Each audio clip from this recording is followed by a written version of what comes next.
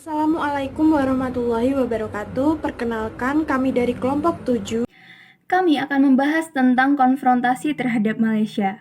Jadi, masalah ini merupakan isu yang menguntungkan bagi PKI untuk mendapatkan tempat di kalangan pimpinan negara. Masalah ini berawal ketika Tengku Abdul Rahman dari Persekutuan Tanah Melayu dan Lee Kuan Yew dari Republik Singapura yang ingin menyatukan kedua negara tersebut menjadi Federasi Malaysia. Namun hal ini mendapat tentangan dari Filipina dan Indonesia.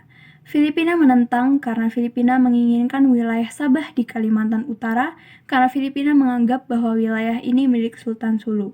Kemudian Indonesia menolak hal ini karena Soekarno menganggap bahwa ini merupakan proyek neokolonialisme Inggris yang dapat membahayakan revolusi Indonesia. Kemudian untuk meredakan ketegangan ini, diselenggarakanlah konferensi Mavilindo yang beranggotakan 3 negara, yaitu Malaysia, Filipina, dan Indonesia, yang diselenggarakan di Filipina pada tanggal 31 Juli sampai 5 Agustus 1963. Pada konferensi ini memberikan kesan bahwa ketiga kepala pemerintahan menginginkan penyelesaian yang damai dan sebaik-baiknya. Kemudian dihasilkanlah 3 dokumen penting, yaitu Deklarasi Manila, Persetujuan Manila, dan Komunike Bersama, yang inti dari ketiga dokumen tersebut adalah Indonesia dan Filipina menyambut baik pembentukan Federasi Malaysia jika rakyat Kalimantan Utara menyetujui hal itu. Mengenai pembentukan Federasi Malaysia, ketiga kepala pemerintahan setuju untuk meminta Sekjen PBB untuk melakukan pendekatan kepada persoalan ini sehingga dapat diketahui keinginan rakyat di daerah-daerah yang akan dimasukkan ke dalam Federasi Malaysia. Lalu, ketiga kepala pemerintah tersebut meminta Sekjen PBB untuk membentuk tim penyelidik yang untuk menindaklanjuti permohonan ketiga pimpinan pemerintah tersebut. Sekretaris Jenderal PBB membentuk tim penyelidik yang dipimpin oleh Miss Lawrence Michelle Moore. Tim tersebut mulai bertugas pada tanggal 14 September 1963 di Malaysia. Oleh karena itu, pemerintah Republik Indonesia menganggap bahwa proklamasi tersebut sebagai pelecehan atas martabat PBB dan pelanggaran Komunike Bersama Manila yang secara jelas menyatakan bahwa penyelidikan kehendak rakyat Sarawak dan Sabah harus terlebih dahulu dilaksanakan sebelum Federasi Malaysia diproklamasikan. Presiden Soekarno tidak dapat menerima tindakan yang dilakukan oleh PM Tengku Abdul Rahman karena dianggap tidak berjalan dengan secara mestinya. Hal itu merupakan perwujudan dari act of bad faith dari Tengku Abdul Rahman. Aksi-aksi demonstrasi menentang terjadi di Jakarta dan dibalas pula dengan aksi-aksi demonstrasi besar terhadap kedaulatan Republik Indonesia yang terjadi di Kuala Lumpur. Sehingga pada tanggal 17 September 1963, hubungan diplomatik Indonesia-Malaysia diputuskan. Lalu pada tanggal 21 September, diputuskan pula hubungan ekonomi antara Malaya, Singapura, Sarawak, dan Sabah.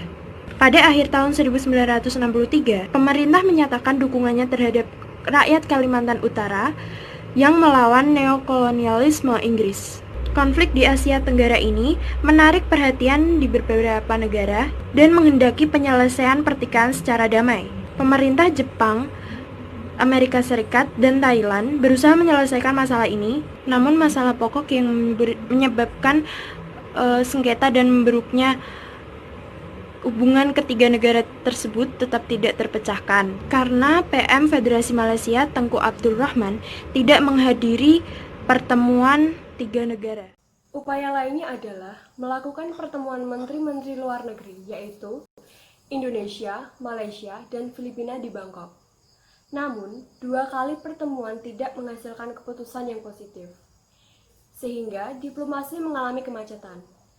Di tengah kemacetan diplomasi, pada 3 Mei 1964, Presiden Soekarno mengucapkan Dwi Komando Rakyat atau yang disebut juga Dwi Kora di hadapan apel besar sukarelawan yang berbunyi sebagai berikut. Kami perintahkan kepada 21 juta sukarelawan Indonesia yang telah mencatatkan diri Perhebat Ketahanan Revolusi Indonesia dan Bantuan Perjuangan Revolusioner Rakyat Manila, Singapura, Sabah, Sarawak, dan Brunei untuk membubarkan negara boneka Malaysia. Untuk menjalankan konfrontasi Dwi Kora, Presiden Soekarno membentuk komando dengan Marsikal Madya Umardani sebagai panglimanya. Walaupun Indonesia melakukan konfrontasi total, namun upaya diplomasi terus dilakukan. Presiden Soekarno menghadiri pertemuan puncak di Tokyo pada tanggal 20 Juni 1964. Di tengah berlangsungnya konfrontasi Indonesia-Malaysia, Malaysia dicalonkan menjadi anggota tidak tetap Dewan Keamanan PBB. Kondisi ini mendorong pemerintah Indonesia mengambil sikap menolak pencalonan Malaysia. Penolakan tersebut terdapat pada pidato Soekarno yang mengatakan bahwa Indonesia akan keluar dari PBB. Dan pada 7 Januari tahun 1965, Malaysia dinyatakan sebagai Dewan Keamanan PBB. Dengan spontan, Presiden Soekarno menyatakan Indonesia keluar dari PBB. Walaupun Indonesia sudah keluar dari PBB, sasaran Indonesia terkait sengketa Indonesia-Malaysia dan perombakan PBB tetap tidak tercapai.